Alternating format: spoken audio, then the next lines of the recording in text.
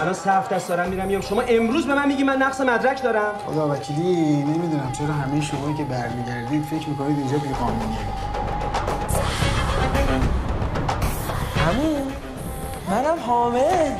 مامانتینا تایی کوتوی ما میشستن. 7 ماه اومدین ایران، دیدن آقا جون نیومدی. 7 ماه چشمش به در. خداییش خیرش هم به همه رسید، برعکس بابا. بگی کنار رو خط سرعتی آقا، بزن کنار. یاری یاری.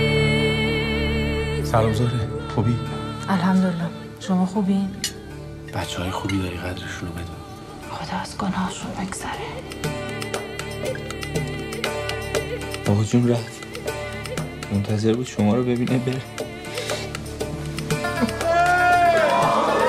نمیگی ما کیف میکنیم داداش داریم؟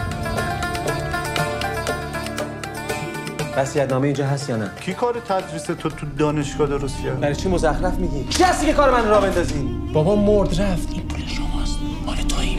این پول حرومه. الان به من گفت میخواد سفرشو بندازه عقب. شک کرده دیگه.